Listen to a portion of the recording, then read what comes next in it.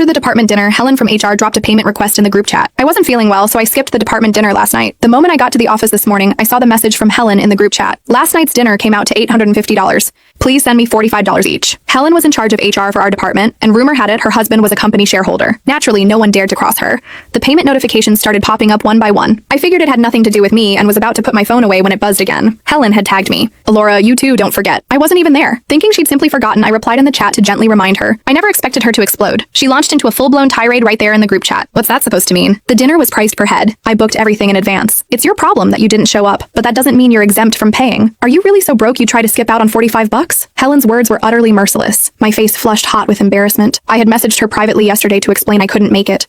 She told me it was no problem, that the restaurant charged by the dish, not per person. What changed overnight? A colleague sitting next to me leaned over and whispered, Laura, you're new to this department. You really don't want to get on Helen's bad side, but this wasn't my fault.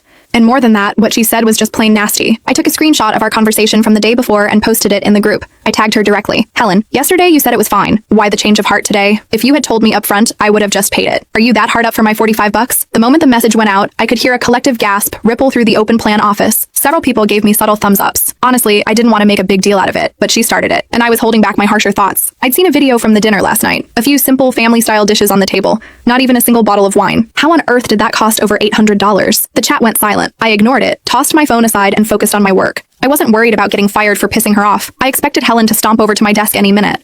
But it wasn't until the lunch break that she finally appeared, stilettos clicking, designer bag swinging, her face a mask of fury. Who do you think you are? She hissed. When did I ever say you didn't have to pay? Who knows if that screenshot is photoshopped? And even if I did say it, it was only because I felt sorry for the new girl. Now the entire department has paid except for you. What makes you so special? You think you're better than everyone else? Looking at her perfectly made-up face and designer outfit, I realized something. No wonder it was so quiet this morning. She hadn't even been in the office yet. Her outburst startled everyone from their lunch break. They saw who it was and immediately went back to staring at their screens, fuming but silent. A few shot me resentful glances. Seeing that I wasn't responding, Helen assumed I was scared. She planted her hands on her hips, looming over me. Pay me the dinner fee right now, and then you will apologize to me in front of the entire department. Otherwise, I'll make sure your life in this office is a living hell. It was a blatant threat. A fresh-faced rookie might have buckled immediately. But I wasn't a rookie. I'd been with this company for 10 years. Most of my old colleagues had either been laid off or transferred. As a long-term employee with a permanent contract and a documented workplace injury on my record, I was practically untouchable. The company couldn't fire me without a massive headache. I wasn't scared at all. In fact, the thought of what was coming thrilled me. Fine, I'll pay, I said. A smirk spread across Helen's face. That's more like it? I cut her off. On one condition. You have to admit, right here and now, that you can't survive without my $45.